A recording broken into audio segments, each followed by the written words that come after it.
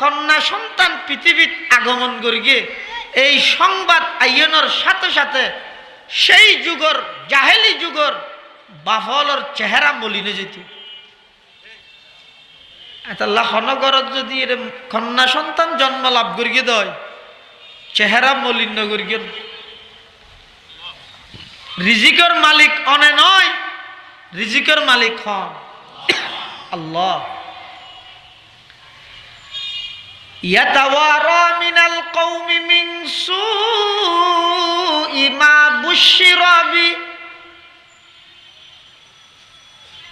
খন অভিভাবক খন পিতা খন পুরুষের হাসে যখন কন্যা সন্তানের সংবাদ দিয়া যাইত তারা আর বাড়ির বাইর হইত